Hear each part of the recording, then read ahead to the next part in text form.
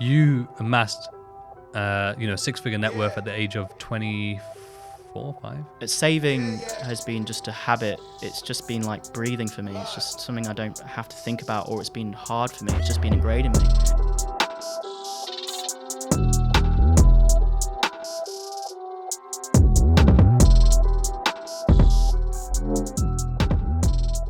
Welcome, everyone, and welcome back to another Words of Rizdom podcast. Today, I have had the pleasure of finally having my brother from another mother, Tomas, all the way from Australia, here today.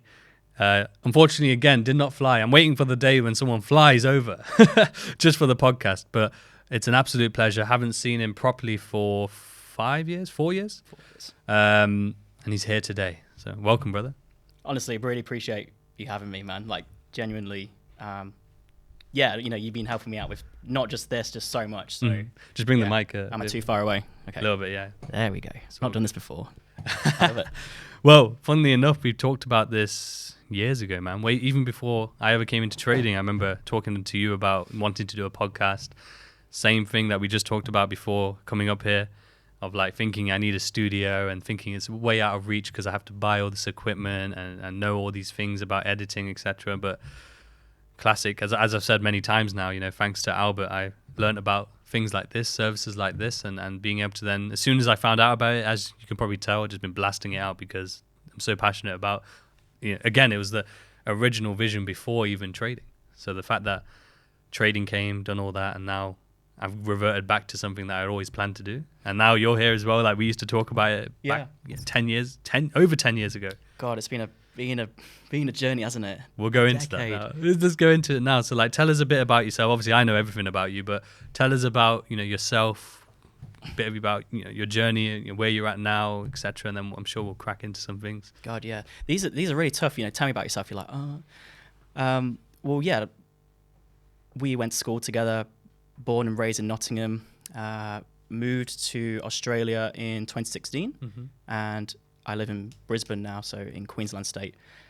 I'd say, me and you, we've been, obviously, and we'll go into it, we've been talking about, wanting to help others and, work for ourselves and not work in a job and make our own money, not through any other means, but through our own means, for over a decade. But for me, it really started about 2 years ago. It was August 2020, COVID, and I started helping people with money, like money coaching. And then, obviously we're going to get into all this stuff, but when I started with money coaching, that's something I just felt competent with, something like, I was just like, I'm pretty good with money. I know how to save. I don't spend like crazy. Got some decent cash cushions. And there's people around me, there's, like friends and family, co-workers who are really struggling with money. They like literally have no savings. They're in a shitload of debt. They just spend all their money on the weekends, and there's a need here. There's something I can do, but it wasn't something where I want to do this for the rest of my life. For me, it was like that stepping stone. And so, obviously, we're going to get into it. But now, what I do is I just coach people. I hate saying it, but it's basically the easiest way to explain it is like life coaching. I consider myself like a problem solver, and so whatever kind of problem people have, I love giving people that advice, giving people that coaching, asking certain questions to help them sort of see things from a different angle and overcome whatever kind of hurdles, challenges, roadblocks are in their way of whatever the goals may be. Whether it's trading, which is quite a common one with you guys, but, whether that's just wanting to... Generally, grief, loss, shame, fear. Even the other way around, infatuations, ego, like greed. with all sorts. So... obviously, so much to talk about, but that's pretty much the gist. So I just do coaching. That's my main thing now. That's what I love doing, and just helping people overcome their limitations, their mental blocks, and helping them achieve their goals and dreams. That's it, man. It's amazing to see, and honestly, it's very true though. Even just from the reviews I've seen. Some of the student Vipers that you've worked with, even my missus, my wife, who you've worked with as well and done some coaching with. It's amazing to see, and it is exactly how you describe it. It's a problem solver, an unblocker, if you will, or rewiring. When a brain has been mashed up to a degree, it's rewiring and getting it rewired back to back to, you know, its operating potential. It's definitely true. It's so. I would embrace the life coaching sort of title. I understand, like, nowadays, especially with like social media, even me, like, especially our industry, the industry that I'm in, it's like, it's, you know, it's not like deemed very positive saying like, oh, I'm a FX mentor or something like that, right? I don't really embrace the FX mentor side, especially. I actually embrace more life coaching and like success coaching, you know, because that's essentially what we do, especially because we specifically are very different. We don't specifically focus just on the FX. We focus on similar, like, you know, the mindset and the foundations that are necessary. So yeah, embrace it, man. Embrace the life coaching, because that's what essentially what it is. You're helping people improve the quality of life. Yeah, you're right. Yeah, I would almost go as far as doctor. Dr. Males. Dr. Males, yeah. Oh man, you remember, what's your middle name again? Max Sterland. I remember that in school. We used to have a joke, man. I remember. Max Sterland. Yeah, Reporting for duty. I love it, honestly, man. The memories. We'll head back there, though. That's where I wanted to head to first. Yeah, like, sure, let's do it. So me and Thomas went to a school in West Bridgford, which is a city, a small part of Nottingham. It's the more affluent part of Nottingham. It's West Bridgford School in particular, one of the more affluent schools in Nottingham, I would imagine, as well. And yeah, me and Thomas, I think we met, if I'm not mistaken. I joined the school in year 8, so 1 year later than everyone else, because I went to a private school for the first year. So I joined a bit late, and I'm not sure. I can't remember if it was year 8 or 9 that we met. I think it was probably year 9. Oh no, it was year 8. You did join late, yeah. Yeah. So basically, I was friends with these guys from primary school. They won't be watching, I'd imagine, but like Matt Leach and Ross Holbrook, people like this, completely different people I ended up friends with afterwards. But that's how I met you, though, through Matt Leach. Yeah. And yeah, I remember very in particular how we got close at school was actually that we used to go to a youth club on every Wednesday or Thursday, where they'll just do like pool and, you know, mess around games. And I came one day, and then my mum had actually had an accident ice skating with my sister, where she had fallen and hit her head, so she had to go to hospital. And then I remember staying at your house, and at the time we were friends, and I think I might have stayed at your house once before, like a sleepover thing, but we weren't like, I wouldn't say like we were like, you know, what we are now is we weren't. Yeah, we were like more mutual friends and stuff. And you know, I was, you know, your parents let me stay at your house on a school night. On a school night. That's a big thing, isn't it? That's a mad thing. On a school night. And I always remember that was something very different for me in terms of like genuine nature, because, you know, it's very rare to find even back then. And yeah, it just showed me your colours and then your parents' colours and the cloth that you're cut from, if you will. And therefore I was always close to you from that moment. Even if I don't think we like, even in towards the latter stages of secondary school, we weren't like proper close then. You had your social group. We were still mutual friends and stuff. But yeah, I still remember that story very vividly. You remember when we went to school, and then the day after, and we were walking, and that car, and there's some girl like trying to get out, and the guy was like, you know, I don't know, he was swearing at her and kind of telling, it sounded like a schoolgirl, and we snitched. We reported to. It's not snitching on that. If you ever see anything like that, it's never snitching, and you need to report that. But yeah, we reported that. You remember? I was telling my mum about that. That was wild. You know, she remembers that really clearly. Yeah, yeah. And it was just that was like a really connecting. It's just crazy how a small little event. Yeah. You know, you remember it as like a really good deed and gesture, but for me, it was like, yes, let's have a friend round on a school night. I was like, I loved sleepovers, and so, you know, for me that was like nothing. It was like literally my pleasure. But yeah, you know, for me, my memory was when, you know, in the gym, it's like, can you teach me to skip? I had that came up the other day. You know, I saw it. Yeah, it was 10 years or 11 years ago. Yep. I think it was about 11, yeah. It came up on my Facebook. It comes up every year. So again, same thing. So like we were close in school, but not like, you know, best like we are now. And then, yeah, we had left school and you had gone to college and I was at sixth form at the time. So we're talking 16, 17 years old. But yeah, literally 10, 11 years ago from now. And yeah, you posted on my Facebook wall saying, hey, bro, like, or hey, Riz. My name was probably Shariz back then, yeah. And it was like, I want to learn how to skip.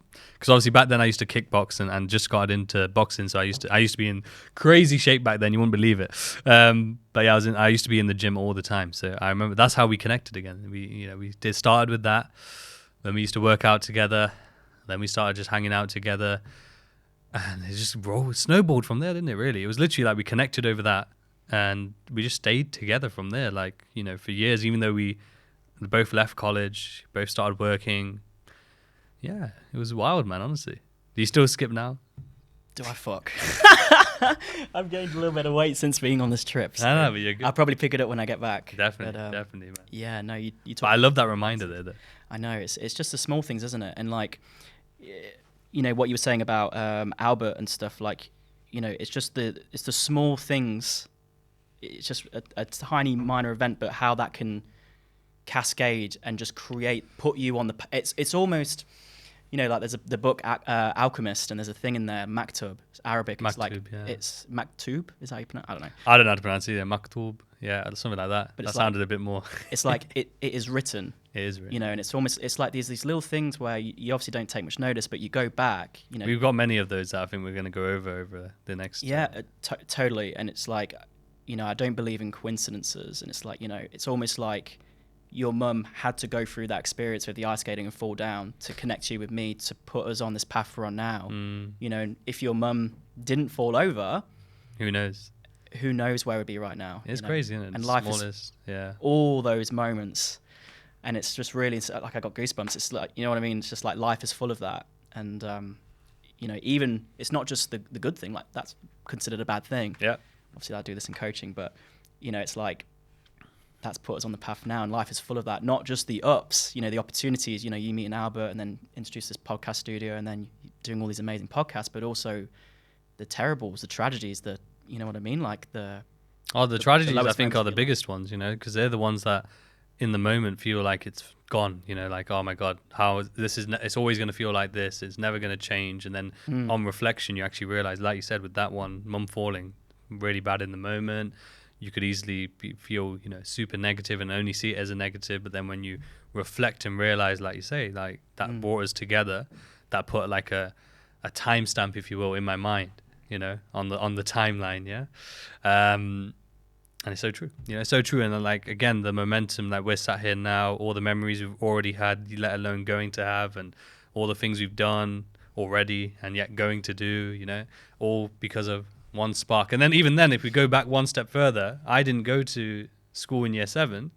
When I joined in year 8, I had a different circle of friends and therefore never met you through that, and then again, same thing, like that cascading, one little decision and the impact it can have on the bigger story, the ripple effect, as they say.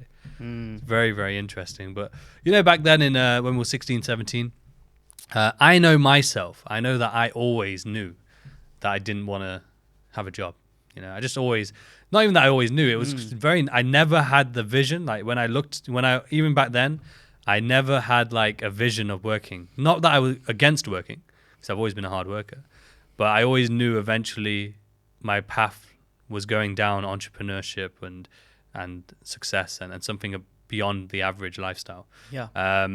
Did you have the same, or was that something that kind of came a bit later? What was it like? What comes to my mind is Rich Dad, Poor Dad. And you know what? I just want to say, I think your mum actually had a massive impact on me reading, I think. So I remember going around to yours and, seeing all the books. Do you remember that? Like, yeah. You'd be watching TV and I'd be like in your study and just be like, all the books.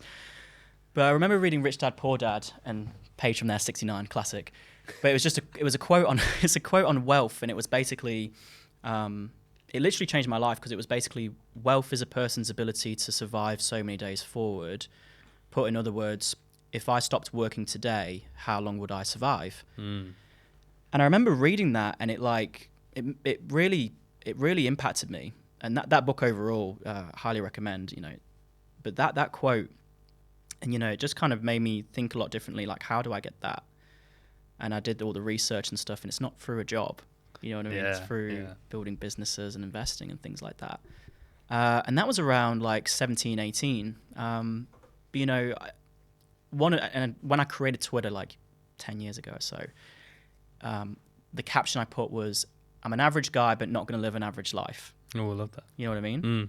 And so it's like, I didn't know what I wanted to do in terms of, I wasn't super clear. I'm going to be coaching and creating this massive business. It's You just just more knew so. it was beyond. Yeah. And, you know, like when I've done the webinars and stuff, like it's just literally who knows. And this, because this has been me like all my life. It's still pretty much now. It's like, who knows that they want to work for themselves. You know, they want to make money for themselves. They want to, you know, not work in a job, and they want to help people. I think everyone has that natural desire and yearning to do something amazing in their life, but also help others, be of service in some kind of way. You say that, bro, yeah? But that's something I learned over many years, because I had the same mindset. And I think there is an element of truth to it, but there's definitely, what I've realized is, because of what we do and our mindsets, we end up putting ourselves in the environments of people, even on social media, of the people who have that mindset as well. So therefore, we have the perception of majority people are like this, when in actuality, if that's a word, I don't know if that's a word, but actually in reality, majority people aren't like that, bro. Majority people don't. They might have the thought of, I would love to do, you know, better, especially not helping people, but generally they might want more out of life. But majority of people, they're just happy 9 to 5. They don't even think anymore. Oh, with the entrepreneur, Yeah. I think everyone has the yearning to help people, be of service in some kind of way, whether it's, you know, just their family. You know what I mean? Like, I want to help mum and dad retire or whatever. Or No. Again, same thing, bro. Really? I had the same mindset, honestly. Majority of people, we just don't come across them because of our mindsets. We end up naturally, the people we see, observe, or around have a similar mindset. Because those people, the majority of people, won't be on our social media. The majority of people we won't interact with. Majority of people are different, man. That they might, don't get me wrong, they might want good for their family. I can't say that either way, but I definitely know and have learned, I believe, that majority of people are just the average. Care about the weekend, don't think anymore, you know, feeling super polarized one way or the other. Yes, and masses, yeah, but we just don't interact with those people or observe them because our mindset is trying to do more. So therefore, naturally, even if it doesn't mean that we're never coming across people who aren't trying, you know, not trying or not entrepreneurs, but naturally, obviously, our circles and what we observe in life will be of that nature. Same with like trading. So like majority of people I end up observing are into trading. Right, or some form of entrepreneurship. It's very rare that I will come across someone naturally who isn't doing that, unless I'm in that environment. So where you'll find that is when you do work a job. So when I used to work a job, that's where I learnt it. I learnt it when I used to work a job, and I learned that a lot of people don't care about trying to do anything more. A lot of people don't care about, you know, a lot of people talk shit about their family, or I'll hear stories where their family, you know, literally getting stabbed in the back by their cousin or their brother or their, you know, stuff like that, you know. And so it's just from my experience, that's what I've recognized. But I was of the same view, you know, when I was growing up, and you've seen me do it. You know, you've seen me go through friendship groups and have the mindset that everyone wants to grow and be successful and help others, and everyone has, you know, brotherhood in mind, or like, you know, that friend, you know, everyone wants, you know, each other to do well.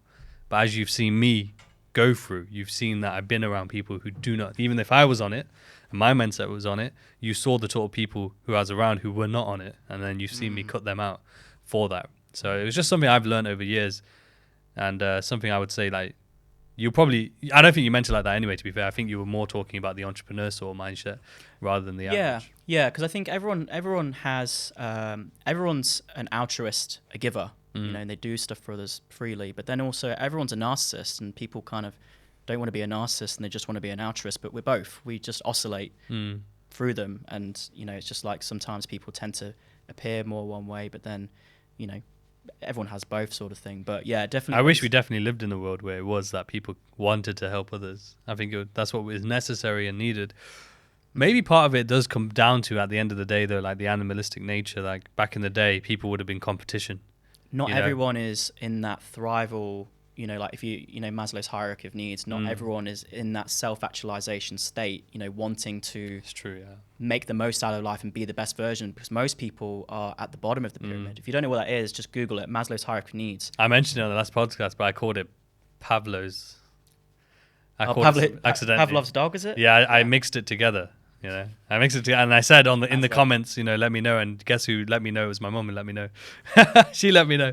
I knew it would be, but yeah, I know that one. But what's interesting about that is that that's one of the positives of the society and opportunities that we have today, is that we get a chance where we could care about each other, compared to back in the day where it was about survival.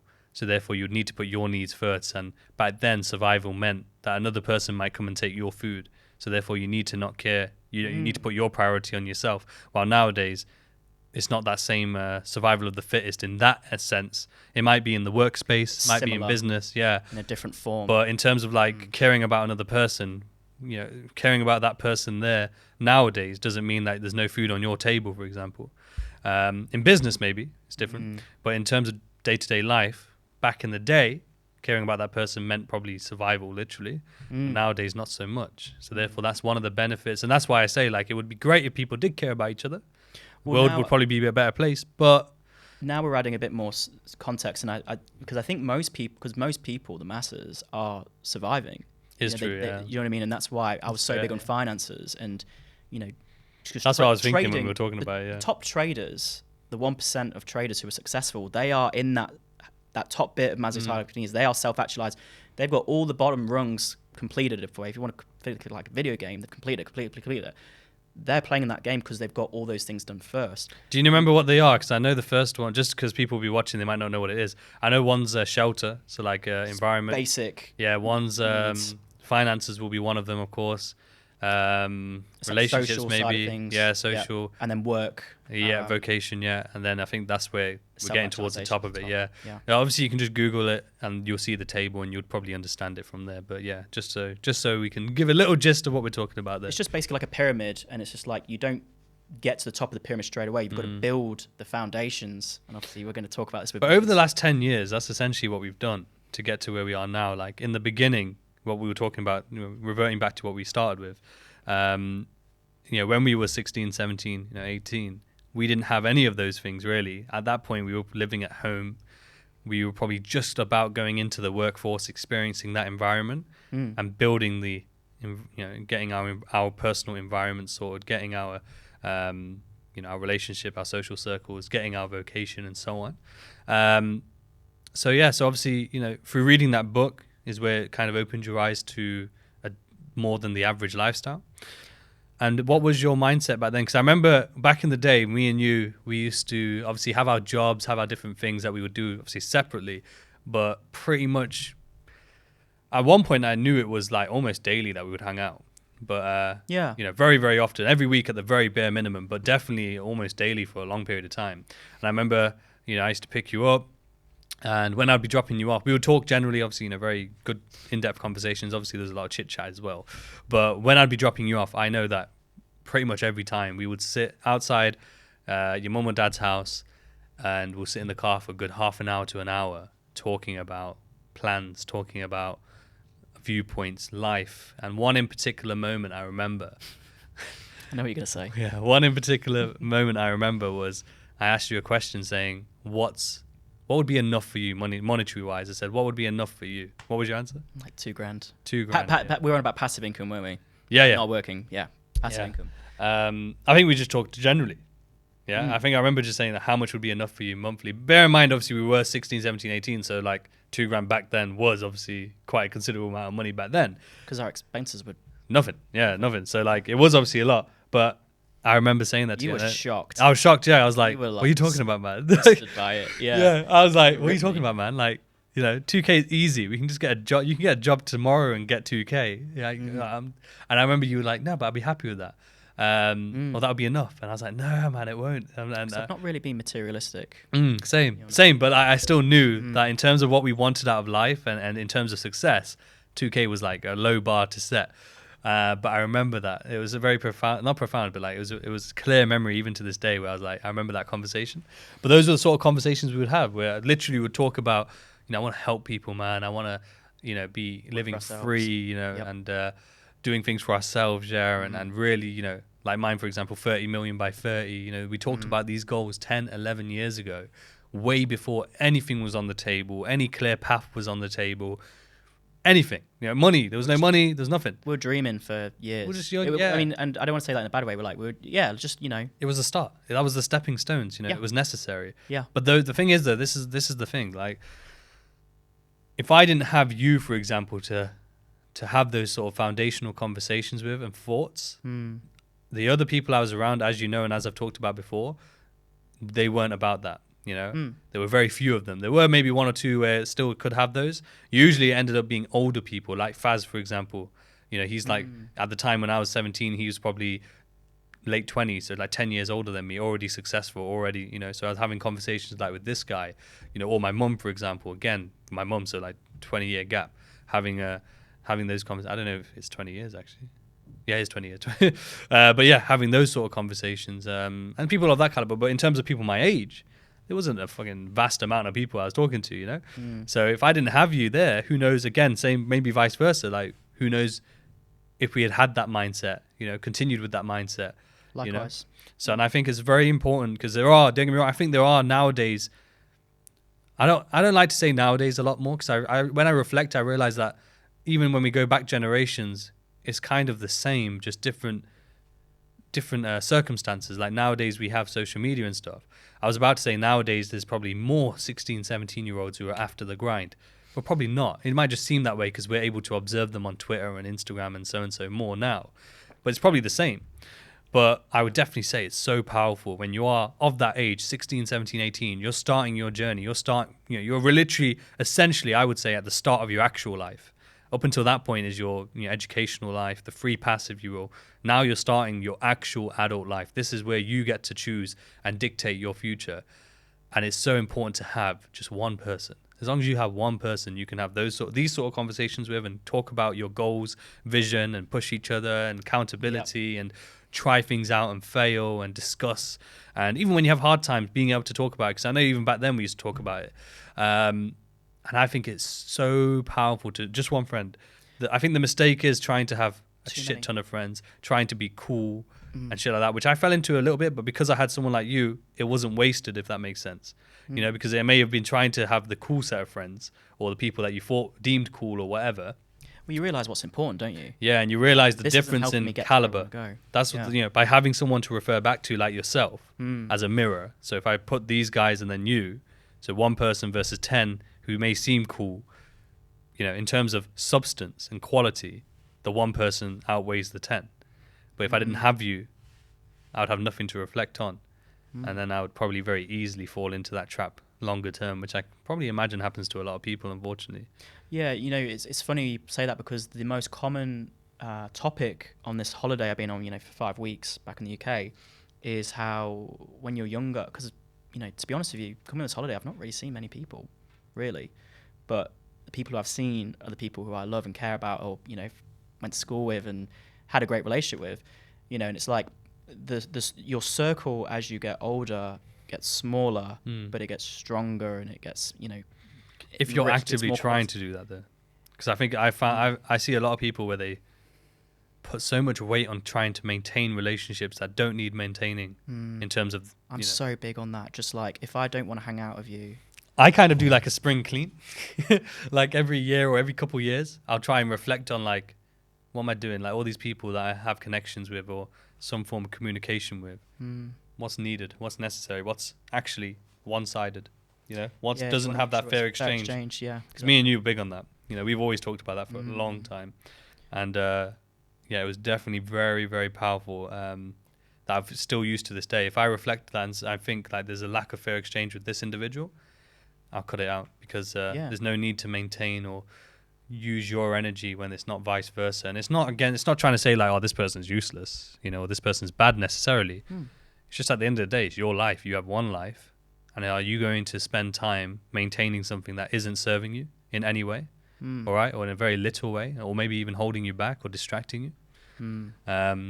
So yeah, but I see a lot of people, especially young people, because I was like it as well, especially those who are coming out of school, maybe in college or university, they want to hold on to every friend.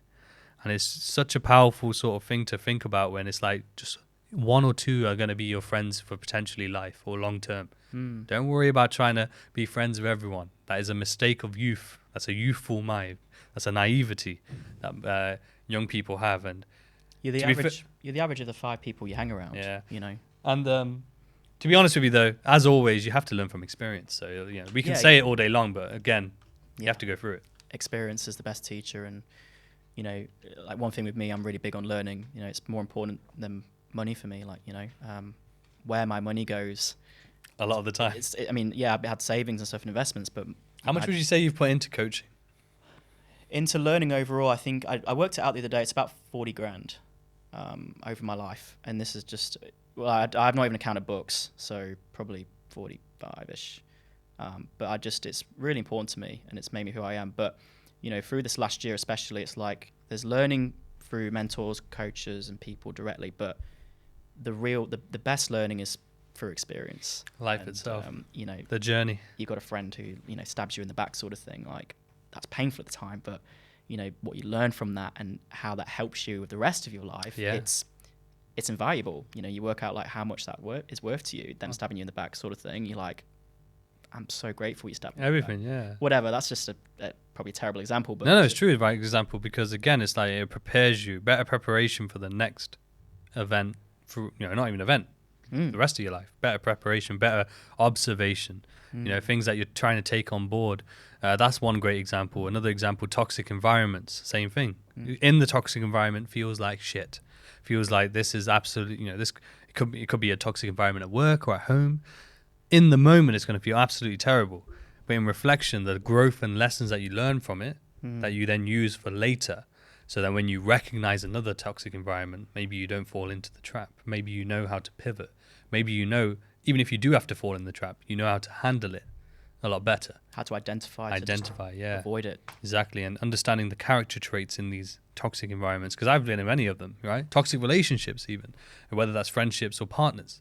Again, experience is key, and kind of reverts back to what I was talking about, before we started about adversity, I think nowadays, unfortunately, we don't face as much adversity in life compared to before in terms of survival. All we have to go back is 2 generations almost, maybe even 1 for some people, but 2 for a lot of people in say UK, US, in these first world countries where we've gotten a bit more of a cushion in society. But if not that, 3 generations maybe even, not long ago, in the last 100 years, life was vastly different. Yeah. The quality of life, vastly different. The challenge, the challenges back in the day was obviously, where's my next meal sort of thing, very physical. Yeah. But as you can't have support without challenge. You cannot escape challenge in your life. You're going to have it. And I think nowadays, life is easy compared to that. There's lots of support and all this stuff, but the challenge has now gone in your mind. Mental health and stuff like that. And I think that's probably why we see that now. We can see it.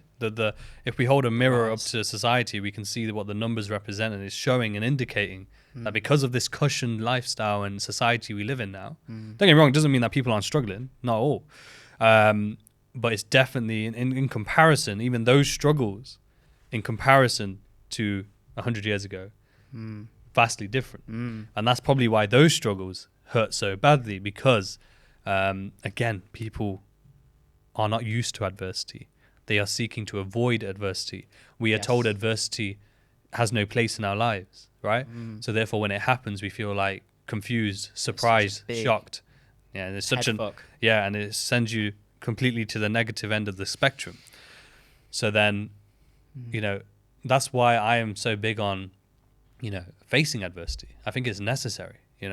It's and it won't, once you kind of implement the mindset that it is necessary and it is going to help you grow, it's going to teach you things about yourself, and then also being able to handle adversity. It's necessary to create strength within yourself, internal strength, mental strength.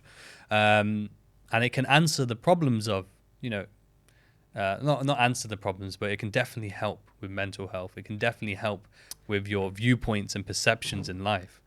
Because it's like I said, because of the lack of adversity, the lack of struggle, and because of that basic avoidance, it heightens it even more. It makes it feel like, why is this? It becomes a victim mentality a lot of the time, and there's no end in sight. You know, they just see a dark tunnel with no light, when really the light actually shines from within. Once you start to see things in a different light, understanding that, you know, adversity is something you want to welcome. Yeah, and one thing what's popped to my mind is, because like I said, you cannot avoid challenge. You know, like two sides of the coin, you've got support and challenge. And people want support, they want the good lifestyle, and they want to avoid that. You can't escape it. And, you know, if you don't have the challenges, what you're pursuing in your life, you're going to get it in your mind.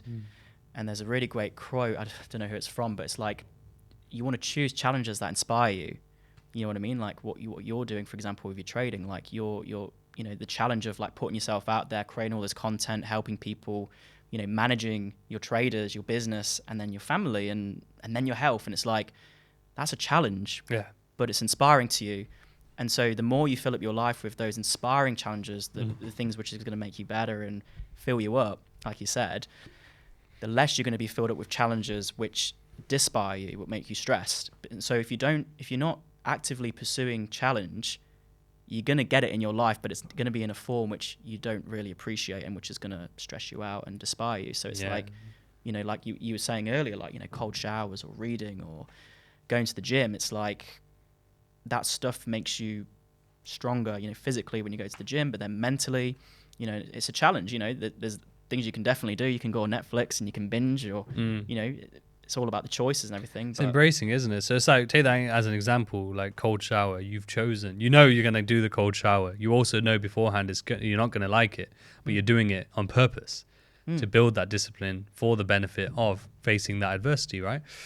And then, like you said, though, like when you welcome the challenge and you embrace the challenge, it's not easy. So the perfect example you just gave with me, you know, making the conscious choice to, you know, try and juggle all these things in a healthy way, but in a way that's going to promote growth in all of those areas, is fucking hard, right? It's tiring, it's draining.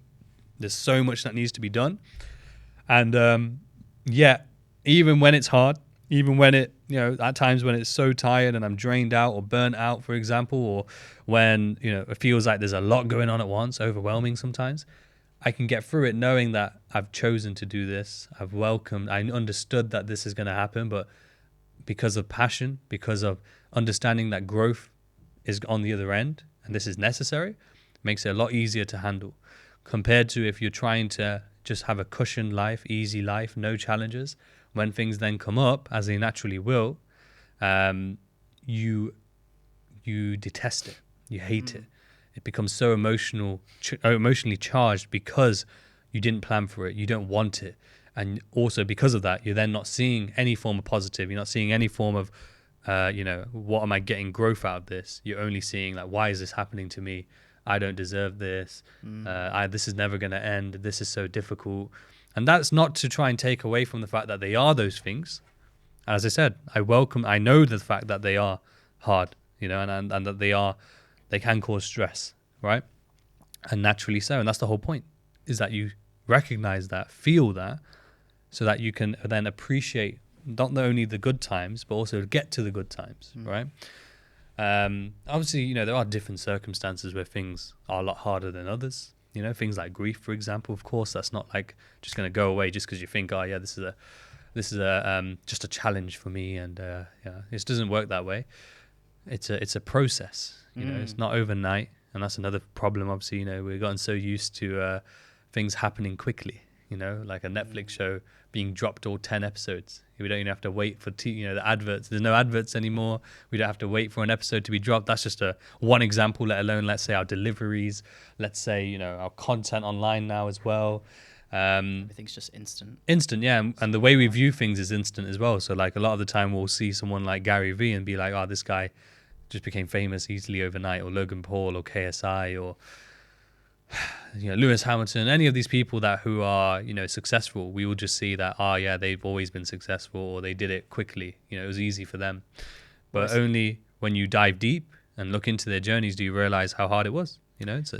We've been talking about our journey for 10 plus years. Exactly, yeah.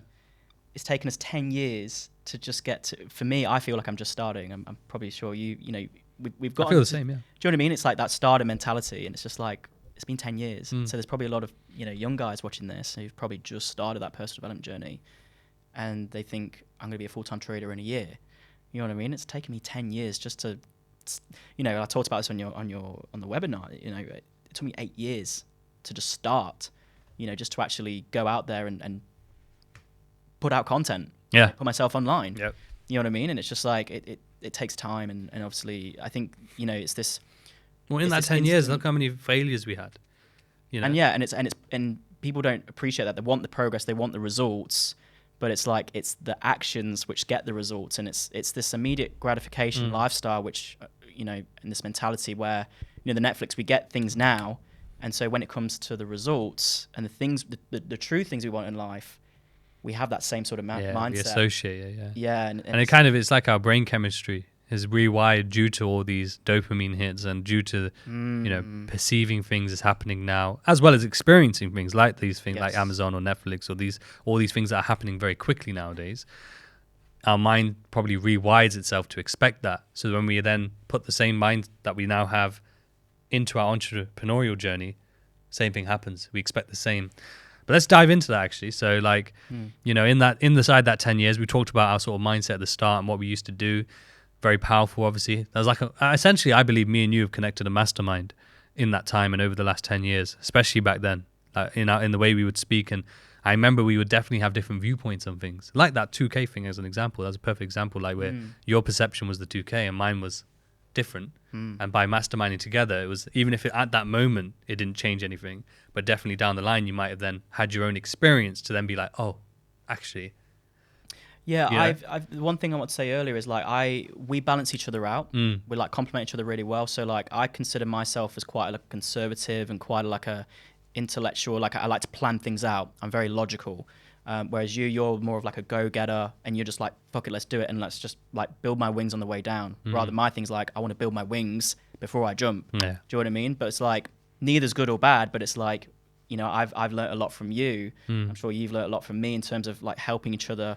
You know, with you, it's just like I remember when I moved to Western Australia, I was like, this is the perfect time. We're in lockdown.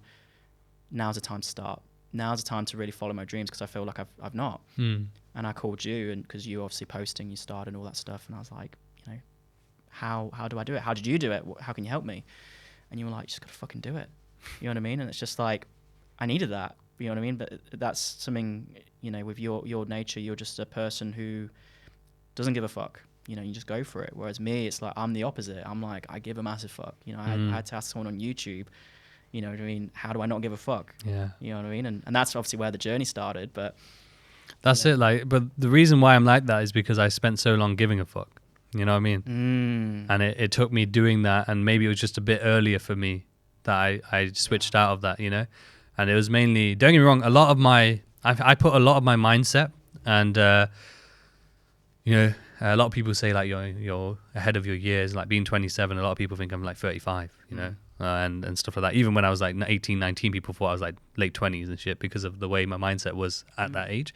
And I put that all down to my mum, because, you know, upbringing wise, she obviously had elevated her mindset through action, through reading, through seminars, webinars, not webinars back then, but like seminars and coaching, and she tried to elevate herself to be the best version she could be, and to be an entrepreneur and so on in her chosen fields and be a success. And she definitely implemented tried to implement those teachings and broaden those horizons in our upbringing, you know. And, you know, at the time, obviously, as being a kid, you don't understand that. It's just natural to you because that's all you know, right? So like, for example, like believing in myself. I never didn't believe in myself because it was just naturally instilled into me growing up to believe in myself. Does that make sense? yes. So like, it wasn't a thing of like that hurdle that people do face in believing themselves wasn't there for me because it never been, a barrier had never been placed there. And it just shows you how powerful, you know, upbringing can be. Because if you are, you know, this is where like the insecurities of parents can easily fall onto the children, because if a parent is insecure or doesn't believe in themselves, they'll definitely pass on the similar mindset to their child. Like, how is it possible if a parent doesn't believe in themselves? how are they going to get a child to believe in themselves? Does that make sense? Yeah, it comes back to the power of your circle, and your mum and dad are your circle when you're growing up, and you learn so much from them. A story comes to mind. I think it's from the book Secrets of a Millionaire Mind, but it's basically like this girl. She's like cooking a roast dinner, and she's like she chops the legs off before she puts the whole chicken in the oven. And her husband's like, why do you do that? You know what I mean? She's like, oh, I've just learned that from my mum. It's like, but you don't need to do that. It's like, I've just always done that. And it's like, well, okay, well, like, let's find out why. And then so they call the mum, like, Mum, why did we cut the legs off the chicken? And she's like, oh, that's just something my mum did, And it's like, because they called her mum, and it's just like, oh, just the oven we had was too small, so we had to cut the legs off. But it's like, obviously the oven they had was big; they didn't need to. But it's just like it's just something as small as that. You know what I mean? They just learn those habits, and it's just, you know what I mean? Like, imagine with all the things in our life and all the little tiny things, let's say with money, like how you learn to manage your money. Like with me, saving's been so easy for me, and I think that's come a lot from my dad. And that's good. It's like if my dad wasn't so, great with saving and stuff and spent all his money, I probably wouldn't be. And so it's just like, you learn a lot from your parents. Observation. Yeah, just observing, and it's like osmosis, like it's like you just naturally. And I think it's a very big thing because, especially in my culture, Asian culture, and I know that when I say that, it's not to say because obviously I'm Asian, I get to see it a lot, and witness it a lot. So you'll be able to say if it's the same in your sort of environments that you've been around and cultures as well. But I know it's in Asian culture. I know it's in also like black culture as well, where it's it's very difficult for some people to like question what their parents have taught them, and sort of just try and observe. You're not blaming your parents because again, it's not their fault if they've again learned behavior or if they don't believe in themselves. It's just unfortunate. That's all. And maybe they haven't been aware. They haven't been. You don't know what you don't know. Exactly. Yeah. So like, I don't judge anyone, but I think it's definitely something that is necessary. Where if you observe and realize that, okay, I don't believe in myself, or this, or my family is this way, or see something this way, and especially in, like I said, in the Asian culture, it's very, very. It can be frowned upon. It can be definitely extremely difficult to see, or go against anything the family does or the viewpoint the family has, especially parents, as it can be deemed disrespectful. And grade respect your elders. Yeah. And though obviously, of course, you respect your elders, but just understand it's not disrespectful for you to grow.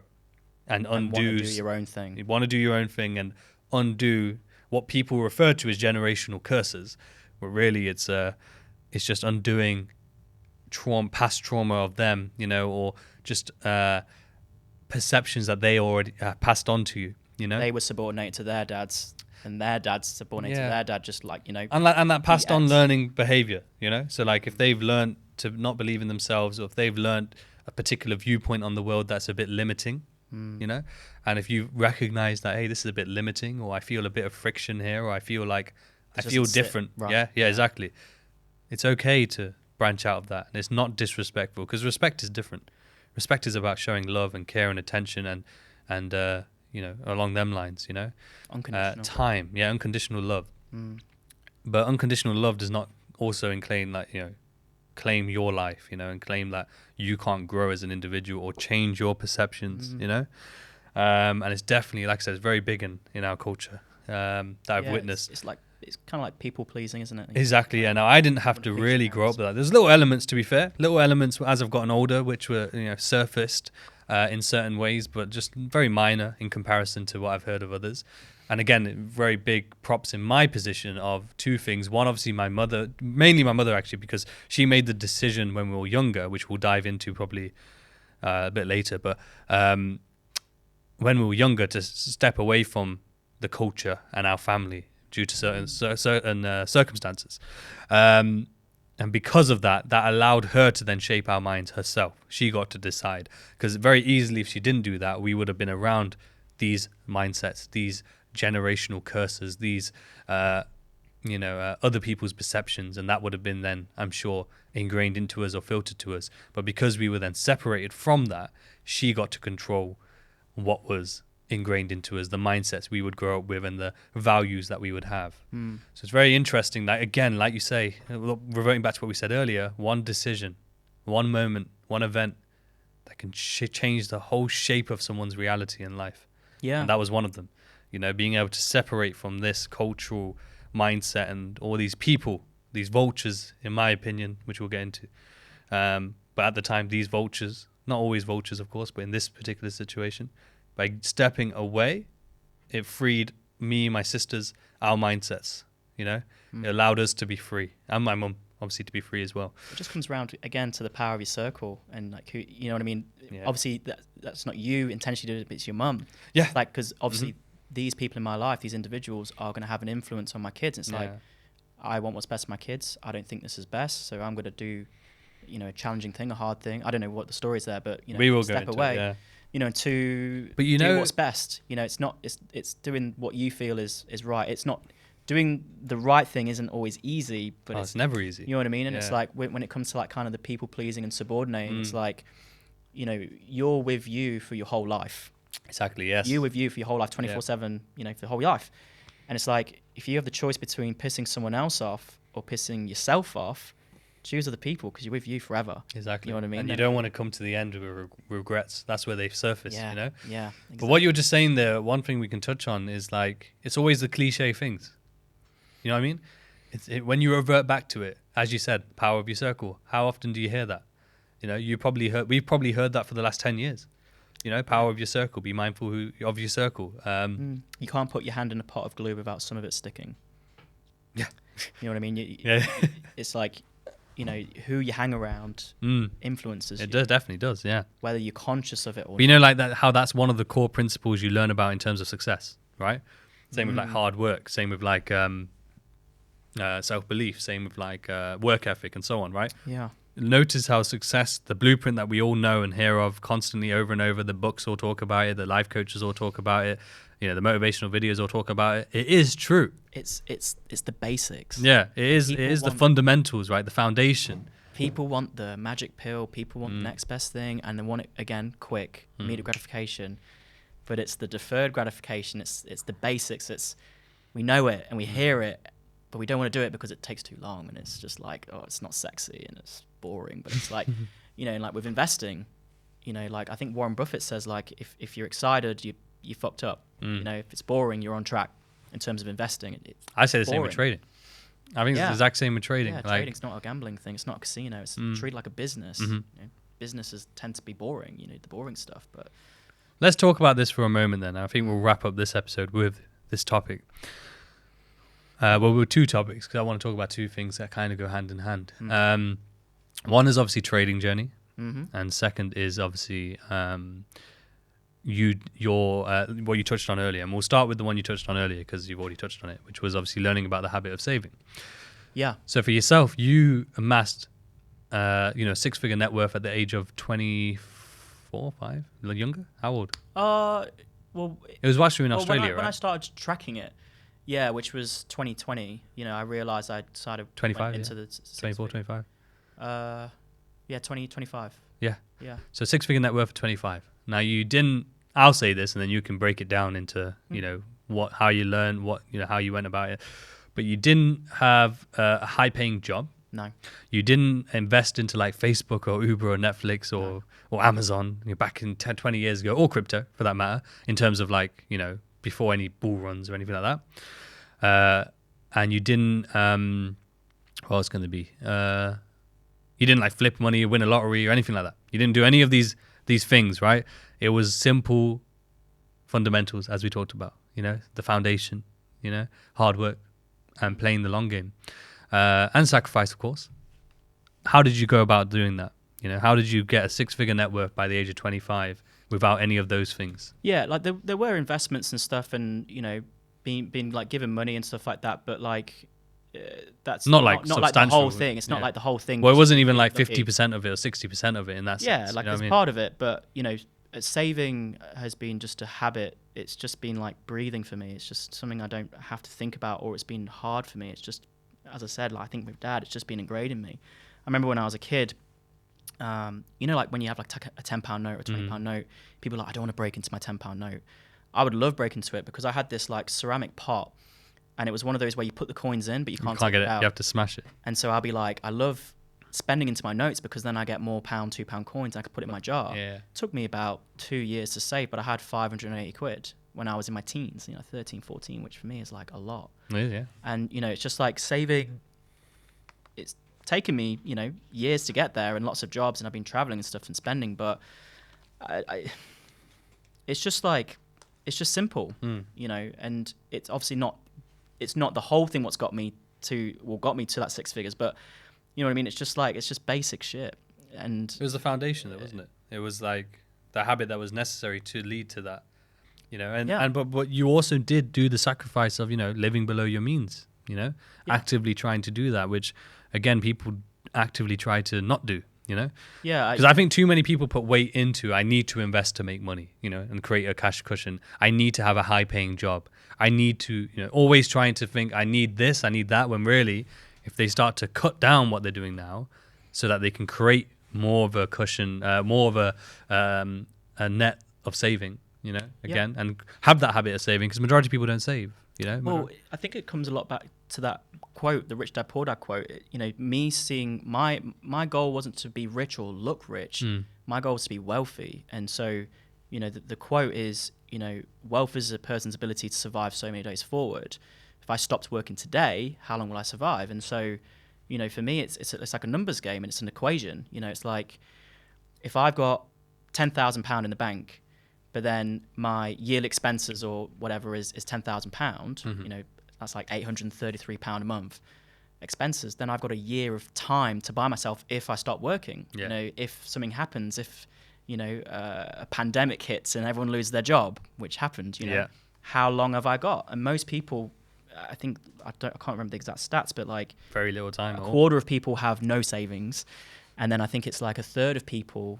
2 months. Yeah, in like first world countries, UK, Australia, America, it's like a third have got no time, and that's scary. I'd probably say it's more. Probably, and it's just like I think just. Well, saying that, actually, a quarter already, then another third on top. That's over 50%. Probably living off a month.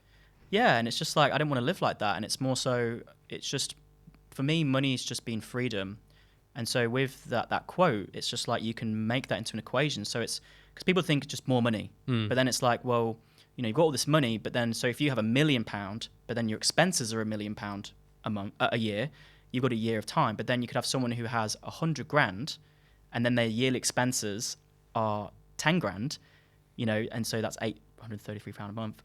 They've got 10 years of time. And so there's a person who's richer, got more money than them, but because they're just living their lifestyle so crazy, living above their means or at their means, they've not got as much time if things go south or whatever. And they've got to keep hustling, keep grinding at these really high, well-paying jobs, and which the they probably hate. Yeah, and the mindset that comes with having such a foundational cash cushion, it's completely big on cash cushions, man. It's such a, and we try and implement that. That's why we focus on it. I love that. I love.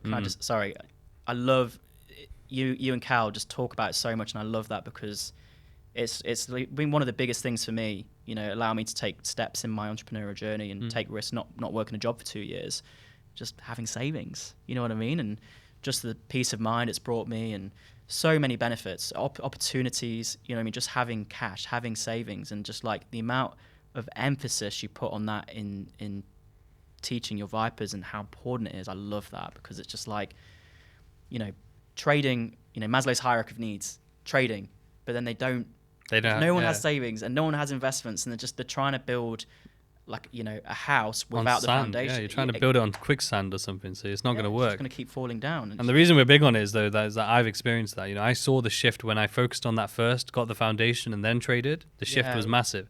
Seen it in your journey. I've seen it in so many traders. Obviously, when they finally implemented it, the shift in their mindset doesn't mean you're successful overnight or click fingers. No. But the losses, they're not as impactful on the mindset.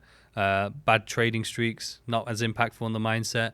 Even the wins, again, not as impactful on the mindset, because when you have no money, suddenly when you're trying to trade, you're trading for the need of money. So any loss, heightened emotion, any win, exactly. So it's just constant swings of emotions, positive or negative. And therefore, it's very hard to try and be balanced, try and have a good mindset. So it's so important. And obviously, you did invest. So but even with your investment, it wasn't what I the wouldn't have majority invested without the savings. Exactly, yeah. But also, even then, though, when you did invest, it wasn't a case what most people will do is like, okay, let me invest everything into cryptocurrency because I'll be a millionaire rapid, or NFTs, or even like just all of it into stocks and shares, for example. Yeah. You did it correctly. Again, one of the principles we always hear about: diversification, risk appetite. So like you properly diversified in terms of time horizon. As in long term as well as short term. You did so in terms of risk.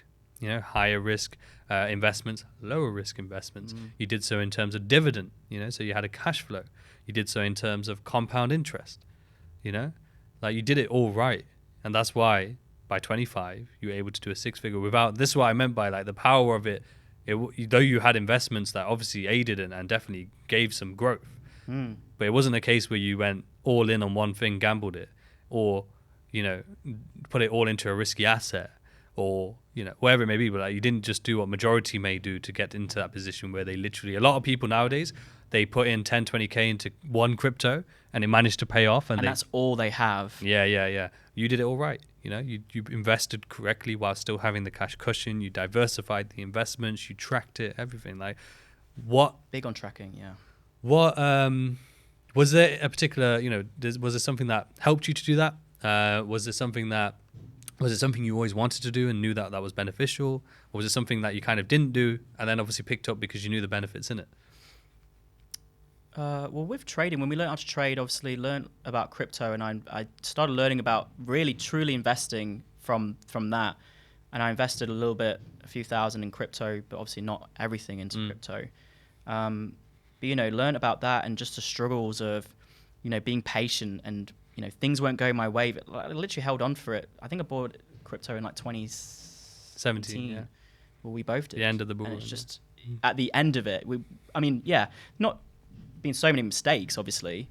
But you have to, though. But like, we bought it at the wrong time. But the wrong time, Bitcoin hit, 19K, but then, holding on to it, a few years later, it turned 60K sort of thing. And it's just patience and long-term was a massive thing. And just, resisting that urge. And it's like, why did I do this? And I didn't do this to make a quick buck because I see the long-term potential in it. So having that long-term vision and the patience and resisting the emotions and trying to be logical and remember why I did that in the first place is a huge one.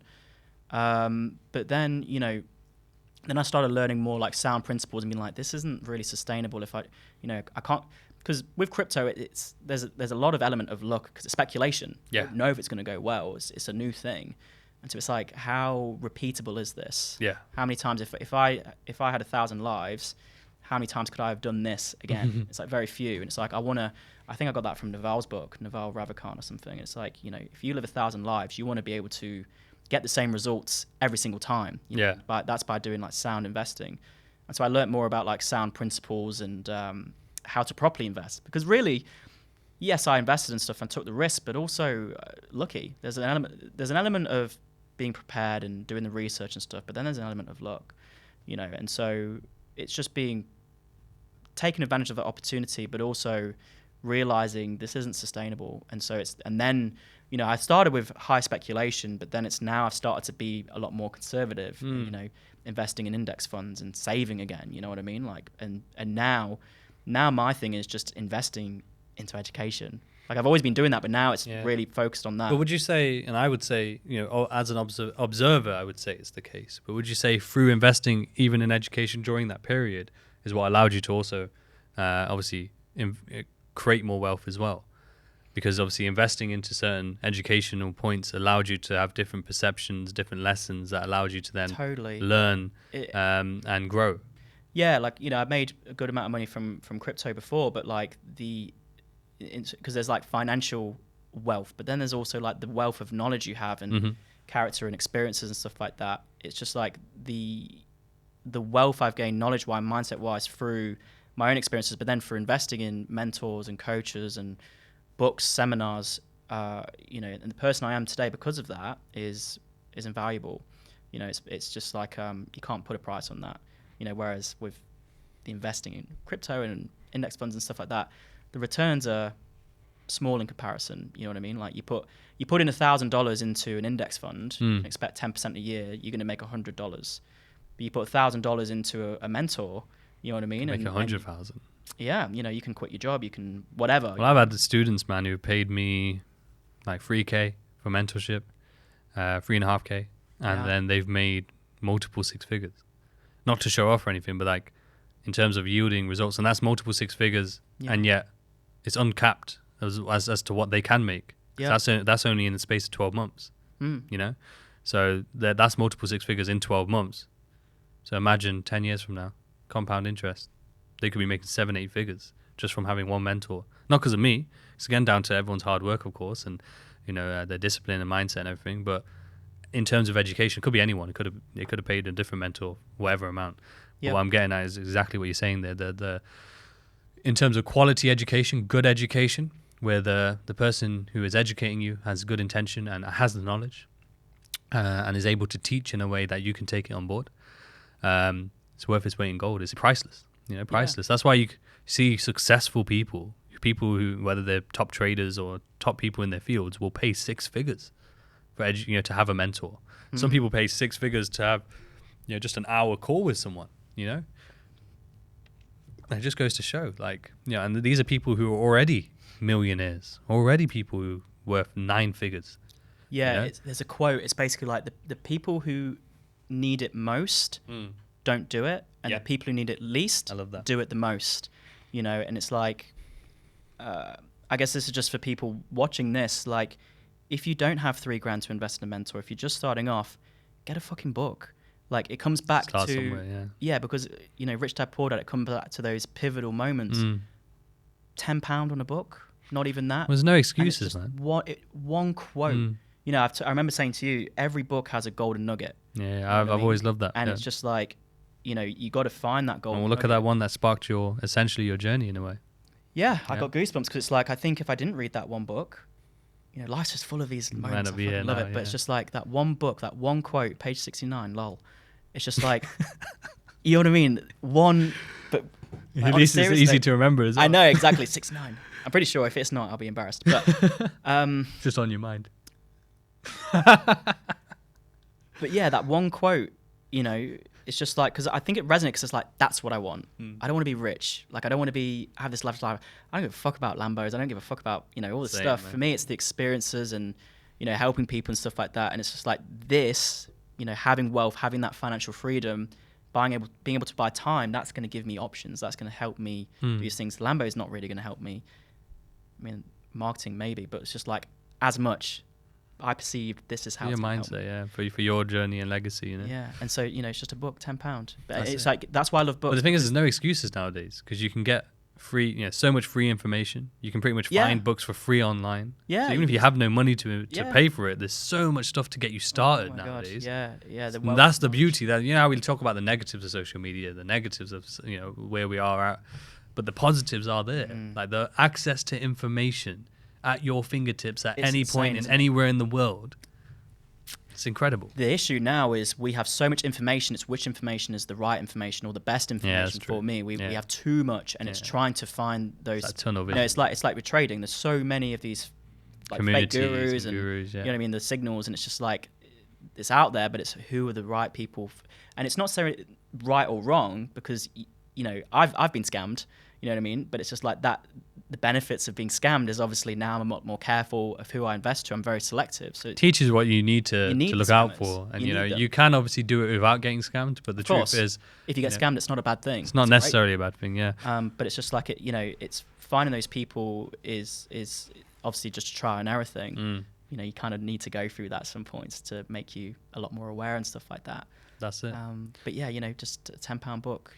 That's the start because I invested that £10 book and I perceive probably $1 million worth of value. You know what I mean? It's obviously perception, but that's why it's like it's a no-brainer return ROI. You know what I mean? So education first. That's why I love learning so much. It's a higher value than money and investing, financial freedom, like learning and growing and personal development. Definitely, man. I think that's a good place to wrap up for this one. Yeah. I think it was very in depth and definitely it's given insight into the start of our journey.